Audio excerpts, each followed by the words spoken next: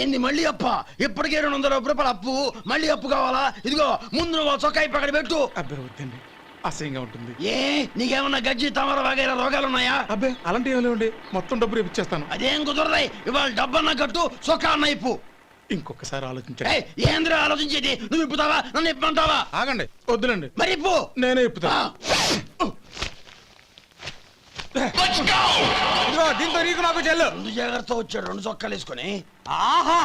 ఏంది ఏందిరా? ఏం తెలుగు గురుగారు మీది? మరి అదే బాకీ కలెక్షన్ అంటే చూసి నేర్చుకోండి. ఏంటి 220 రూపాయలకు 35 రూపాయలు చొక్కా తీసుకోవడమా? 35 రూపాయలు ఏంది? మరి 350 రూపాయలా? వాడిని ఆపరా, వెళ్ళి పట్టుకోండి పో.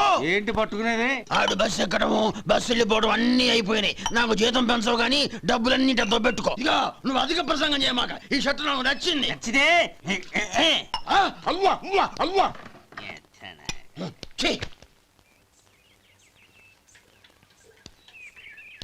అమ్మా సుమతి, లోపల గొడుగుంది పట్టరమ్మా. అక్క, పెదబాబు గారికి గొడుగు కావాలంట. అక్కడుందమ్మా, తీసుకెళ్ళు. నాకు వేరే పనులు, నువ్వే తీసుకెళ్ళి.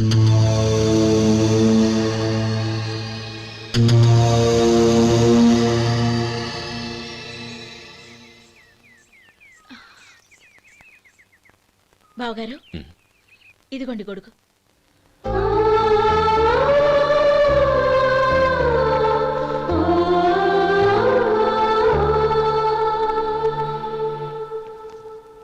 నమస్కారం పెద్దాయన. ఇక్కడేం చేస్తున్నారు? ఏం లేదు, మా ఆఖరి తమ్ముడు శేఖరం డాక్టర్ చదవడం పూర్తయింది. ఇంకో వారం రోజుల్లో వస్తున్నాడు. వాడి కోసం హాస్పిటల్ సిద్ధం చేయిస్తున్నాను. ఎంత మంచి మాట చెప్పారండి. వస్తానండి. మంచిది. అయ్యా, తమరి దయ వల్ల అమ్మాయి పెళ్లి కుదిరింది. అలాగా, మంచిది. వచ్చే నెల 15వ తేదీ ముహూర్తం. ఓహో, తమరు కుటుంబంతో సహా దయచేయాలి. అలాగే. అమ్మా, ఆశీర్వాదం తీసుకురా. 10 కాలాల పాటు పిల్లా పాపలతో చల్లగా ఉండమ్మా. మరి మేము వస్తామయ్యా. ఉండండి ఒక్క నిమిషం. అమ్మా సుమతి, దేవుడి దగ్గర ఉన్న కుక్కమరిని తీసుకురామ్మా.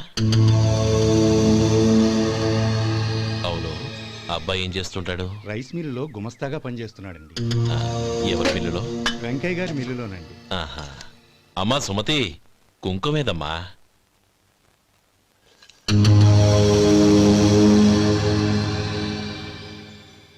అన్నయ్య,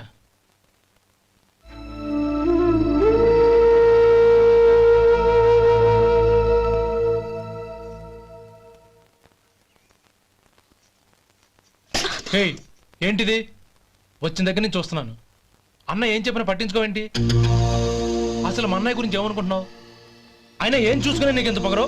గోపి, ఏంట్రా ఆ మాటలు? అమ్మా, నువ్వు లోపలికెళ్ళు.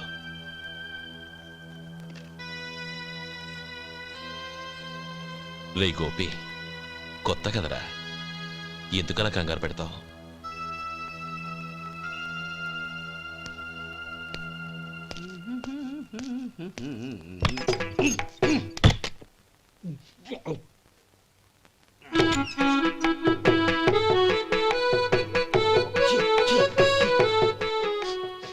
ఏంటయ్యా ఎలక తెచ్చిన వాసన వస్తుంది? ఎక్కడా? ఇప్పుడే పోయింది.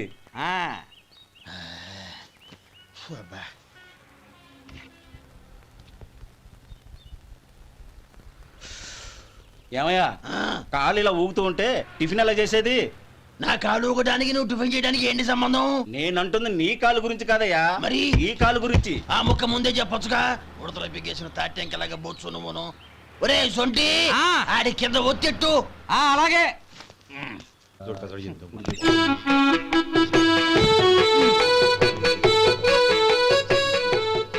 ఇప్పుడు ఓకే.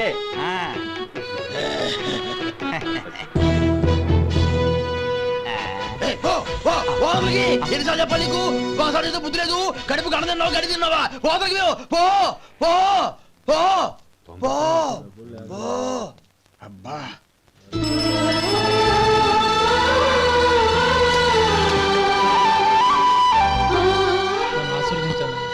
భగవంతుడు నిన్ను చల్లగా చూస్తాడు.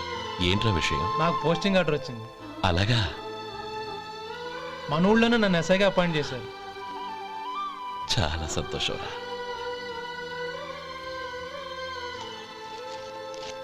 అన్నయ్య, నాకు కాదురా, ముందు మీ ఆవిడికి పెట్టు. ఇదంతా అమ్మాయి అదృష్టం.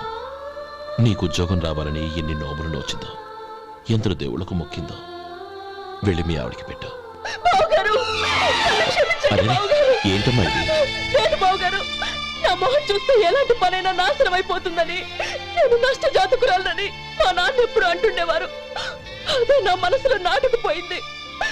ఆ రోజు మీరు కుంకుమ భరిని అడిగినప్పుడు శుభమా అంటూ పెళ్లి చేసుకోబోయే ఆ పిల్లకి నా చేతులతో కుంకుమ ఇచ్చానంటే ఎక్కడ శుభం జరుగుతుందోనని భయపడ్డానండి. అందుకేనండి మీరు బయటికి వెళ్తూ గొడుగు అడిగినా ఇవ్వకపోవడం, ఎవరు రాకపోవడం.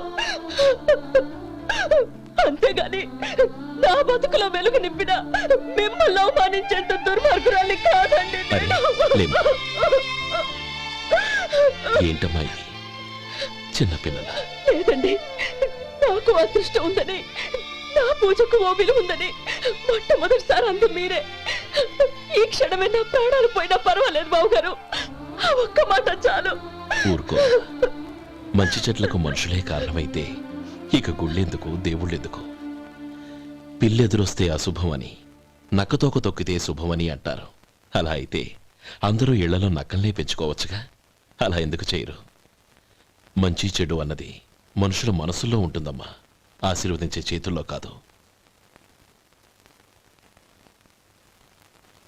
ఇక మీదట నేనెప్పుడూ నీ కళ్ళలో నీళ్లు చూడకూడదు, సరేనా? రే, అమ్మాయికి తీపి తినిపించు.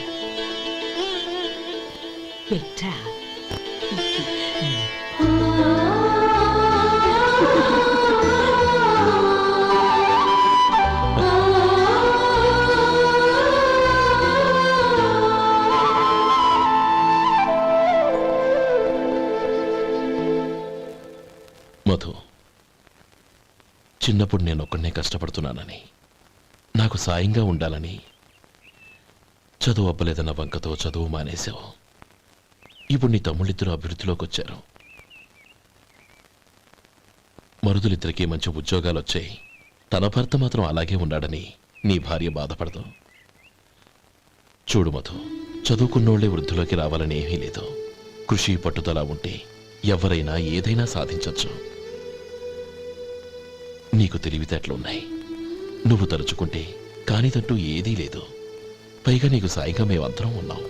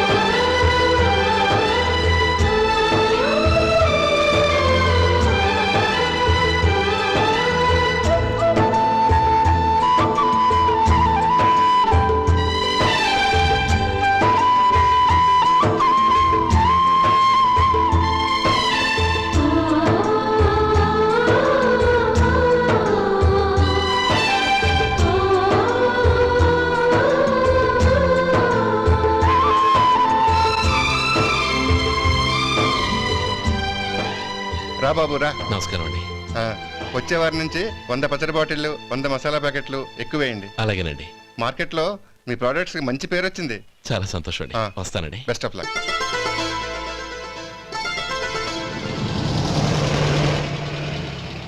ఆ బాక్స్ లోపల పెట్టవా. అలాగే సార్. ఇక మీద మీ ఆర్డర్లు సగం వేయండి, సరిపోతుంది. అదేంటండి? మీ పచ్చళ్ళు అమ్ముడుపోక చాలా స్టాక్ అలాగే ఉండిపోయింది. ఇప్పుడు అందరూ రుచి పచ్చళ్ళు, రుచి మసాలానే అడుగుతున్నారు. మా నల్లుడి గురించి తక్కువగా అంచనా వేశారు కదా, ఇప్పుడేమంటారు?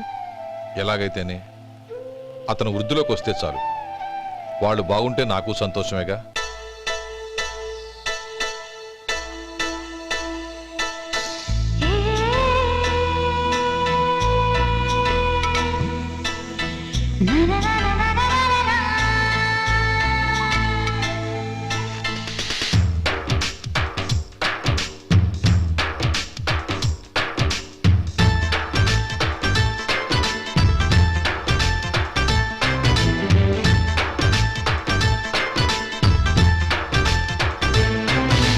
కదిలే అందాల నది, అరే నన్ను ముంచినది. ఇక తేలిపోను నేను, ఏ బొడ్డు చేరుకోను. ఈ హాయి బరిదలోనే ఉండే ప్రేమ నొదులుకోను. ఓ ప్రియా ప్రియా సఖిగా నీవే సుమాన గుండెలయా. ఓ ప్రియా ప్రియా సఖియా నీవే సుమాన గుండెలయా. కదిలే అందాల నది, అరే నన్ను ముంచినది.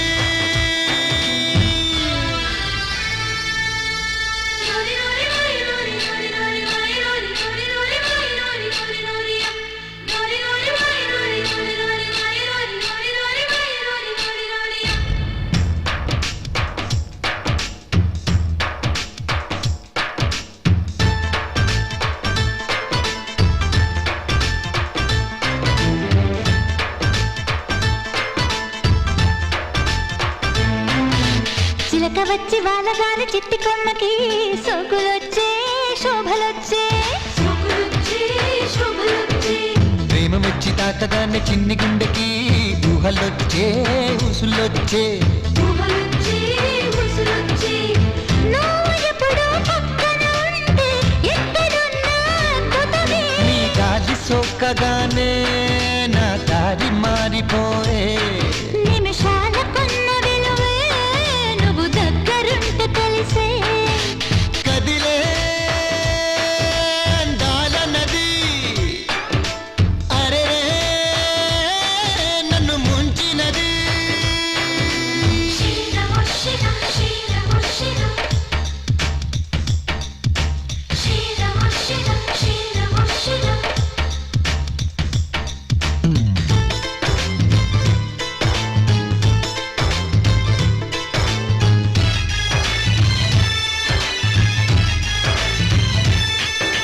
బాణవిల్లు పూల జల్లు రూపు కడితే నువ్వే కాదా నవ్వే కాదా.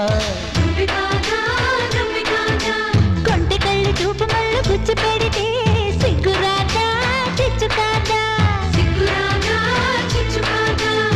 నీకు పెట్టిన పేరుది భాగ్యం, జపించానే ప్రతిరోజు నీ పేరు పలికి పలికి నా పెదవి తేనెలాయే. నీ మాట వింటూ వింటూ నా మనసు ఎలాయే. కదిలే అందాల నది, అరే నన్ను ముంచినది. ఇక తేలిపోను నేను, ఏ బొడ్డు చేరుకోను. ఈ హాయి బరిదలోనే ఉండే ప్రేమ నొదులుకోను. ఓ ప్రియా ప్రియా సఖియా నీవే సుమాన గుండెలయా. ఓ ప్రియా ప్రియా సఖియా నీవే సుమాన గుండెలయా.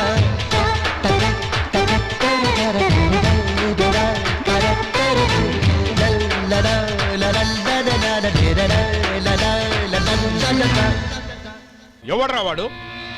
ఇన్నాళ్ళుగా వ్యాపారం చేస్తున్నాను, నిన్నగాక మొన్న వచ్చినోడు వాడు నాకు పోటీయా? వాణ్ణి పెరగనివ్వకూడదు. వాణ్ణి ఇక్కడికి రప్పించండి, నేను మాట్లాడతాను.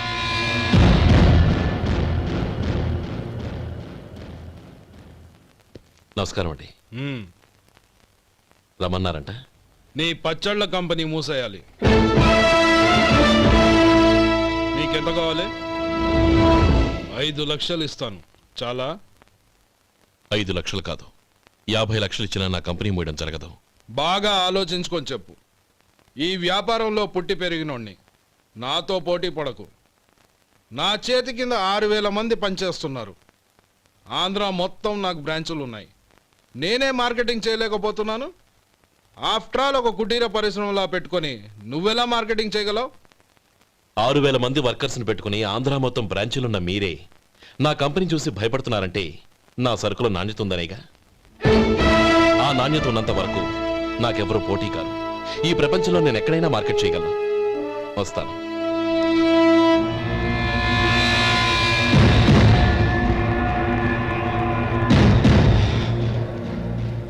ఇక్కడ ఏం లేదండి. ఇక్కడ ఏం లేదండి. ఇప్పుడు ఊపిరి పీల్చి బిగ్బట్టు నెమ్మదిగా వదిలే. ఓకే, లే, నెమ్మదిగా ఇలా వచ్చి కూర్చో. ఏం లేదు, మామూలు కడుపు నొప్పే. ఈ టాబ్లెట్స్ 3 రోజులు వాడు. ఎలా వాడాలో ఇందులో రాశాను. Token number 29. ఏమన్నారయ్యా? టౌన్ డాక్టర్ భయపెట్టేశాడు, ఆపరేషన్ అది ఇదని. కానీ ఈ డాక్టర్ బాబు ఏమీ లేదని చెప్పాడు. అలాగా? ఈ బాబు 10 కాలాల పాటు చల్లగా ఉండాల.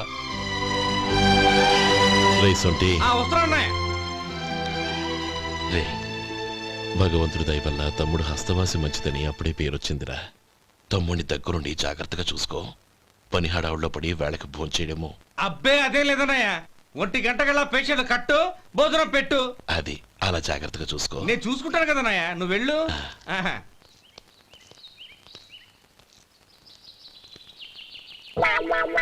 అయ్యో, ఏంటయ్యా ఉంటున్నాడా ఈ దెబ్బలు? ఏదైనా యాక్సిడెంటా?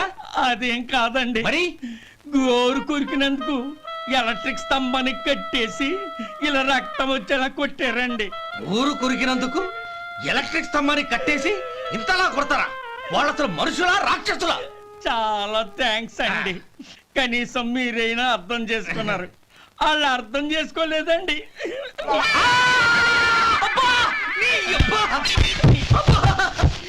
గోరు కొరకడం అంటే ఇదా?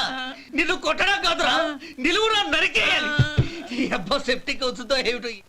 మన 2 ఊర్ల పొలిమేరలో ఉన్న ఈ మల్లికార్జున స్వామి వారి దేవాలయం జీర్ణదశలో ఉందన్న విషయం మీ అందరికీ తెలుసు. ఇన్నాళ్ళు మీ ఊరు వాళ్ళు పట్టించుకుంటారని మా ఊరి వాళ్ళు, మా ఊరి వాళ్ళు పట్టించుకుంటారని మీ ఊరి వాళ్ళు దీన్ని ఇలా వదిలేశారు. ఈ గుడి మీ ఊరికి ఎంత ముఖ్యమో మా ఊరికి అంతే ముఖ్యం. కాబట్టి మన ఇరుగ్రామ ప్రజలు కలిసి దాన్ని బాగు చేయించి కుంభాభిషేకం చేయించాలనే సదుద్దేశంతో ఒక కమిటీని ఏర్పాటు చేశాం. ఈ కమిటీలో 2 గ్రామాలకు సంబంధించిన ప్రముఖులు ఉన్నారు. కమిటీ ప్రెసిడెంట్గా ఎవరిని ఎన్నుకోవాలనే విషయంలో శ్రీ గోపాలరావు గారి పేరు, శ్రీ లక్ష్మీపతి గారి పేరు పరిశీలనలోకి వచ్చాయి. అందువలన మేమందరం బాగా ఆలోచించి తర్జన భర్జనలు చేసిన మీదట శ్రీ గోపాలరావు గారే అన్ని విధాలా ప్రెసిడెంట్ పదవికి అర్హులని ఈ కమిటీ నిర్ణయించడం జరిగింది.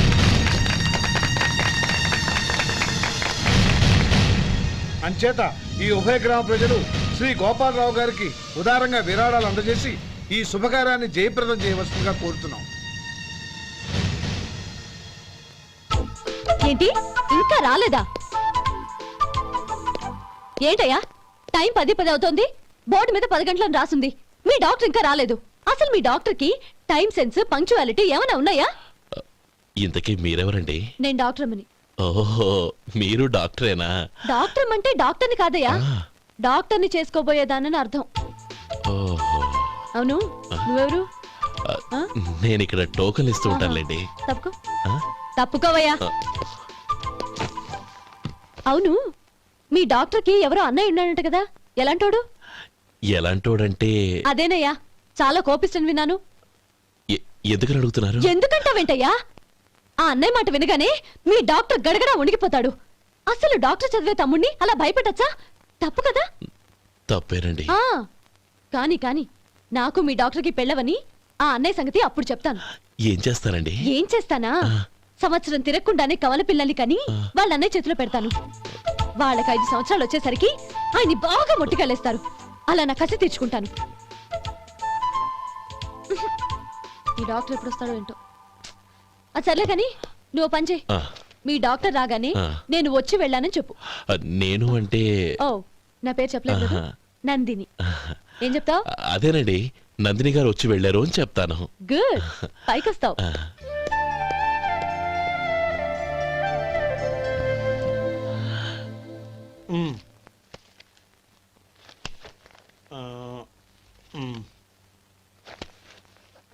ఆ, దీంతో మొత్తం 4,98,200 అయ్యాయి. ఉమ్. పోతే నువ్వు ఇచ్చినంత ఇవ్వలేకపోయినా ఈ దైవకార్యానికి నా వంతు చందా 1800. దీంతో మొత్తం 5 లక్షలు పూర్తయ్యాయి. సరేరా, ఆ, నేను ఈ డబ్బు తీసుకుని పట్నం వెళ్ళి బ్యాంక్లో వేసొస్తాను. అలాగే. నేను నీతో వద్దాం అనుకున్నాను రా, అనుకోకుండా సాయంత్రం ఇన్స్పెక్షన్ వచ్చింది. పర్వాలేదులే, ఆ. వెళ్ళొస్తాను.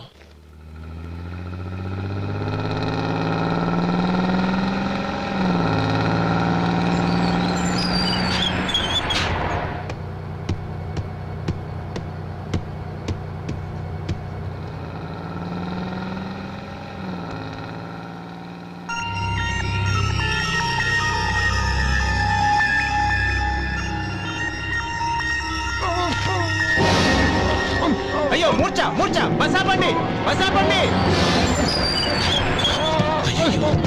ఇదిగోండి తాళం చేతులు గుర్తి.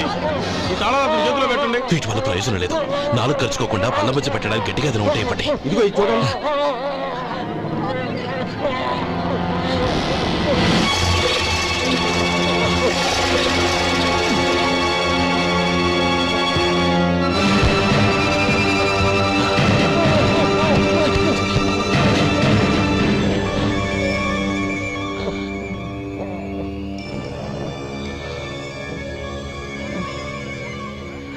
మీరు వెళ్ళి మీ సీట్లో కూర్చోండి, కొంచెం గాలాన్ని పట్టి. ఇప్పుడు ఎలా ఉంది బాబు? ఆ.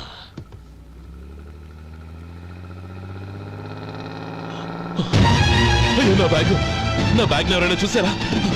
అందులో 5 లక్షలు ఉన్నాయి. నా బ్యాగ్ వెంటనే బస్ ఆపండి. ఎవరిని కింద దిగవద్దు. అందరినీ చెక్ చేయండి. నా అంచనా తప్పు కాలేదు. వాడి మంచితనమే వాడిని దెబ్బకొట్టింది. మన వాళ్ళని పంపించి గుడి తాలూకు డబ్బు కొట్టేశాడని పోలీస్ కంప్లైంట్ ఇవ్వండి. ఇప్పుడు ఆ స్టేషన్లో ఎస్ఐ వాడి తమ్ముడే. వాడే వెళ్ళి వాడి అన్నయ్యని అరెస్ట్ చేసి వీధుల్లో నడిపించుకు తీసుకురావాలి. అది నేను కళ్ళారా చూడాలి, మనసారా సంతోషించాలి. అయ్యో గోపాలం గారు, గోపాలం గారు, మీరు దేవస్థానం సొమ్ము దొంగిలించారని ఎవరో పోలీస్ కంప్లైంట్ ఇచ్చారంట. మిమ్మల్ని అరెస్ట్ చేయడానికి మీ తమ్ముడు గారు వస్తున్నారు.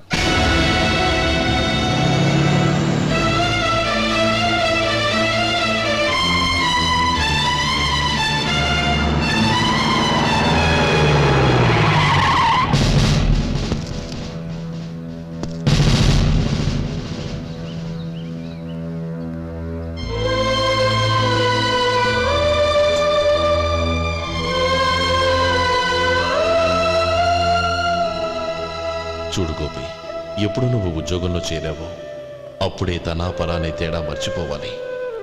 నేరం చేసిన వాడు నీ తమ్ముడైనా అన్నైనా సరే శిక్షించాల్సిన బాధ్యత నీది. అదే నువ్వు నీ ఉద్యోగానికి ఇచ్చే గౌరవం.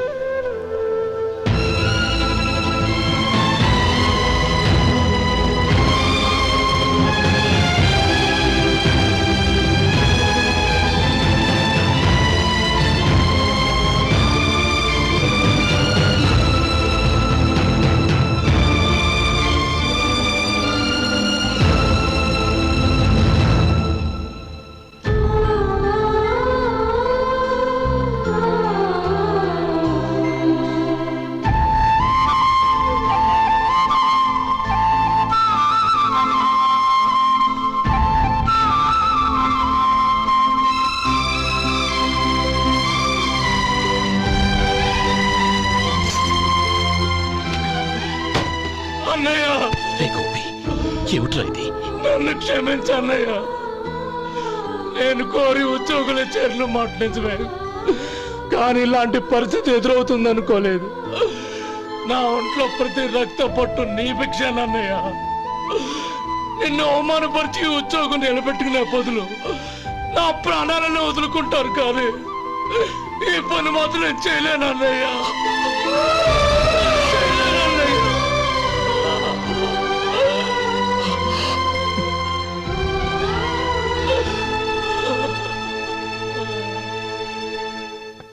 ఏరా, ఇన్నేళ్లు కష్టపడి సంపాదించిన ఉద్యోగానికి రాజీనామా చేస్తావా? కనీసం నీ పెళ్ళాం ఏమనుకుంటుందోనని ఆలోచించావా? ఇందులో అనుకోవడానికి ఏముంది మామగారు? ఎండనక వాననక కష్టపడి ఓ తండ్రి కంటే ఎక్కువగా ఈయన్ని పెంచి పెద్ద చేశారు బావగారు. అలాంటి దేవుణ్ణి అరెస్ట్ చేసే ఆ ఉద్యోగం ఈయనకు అవసరం లేదు. బాగుంది.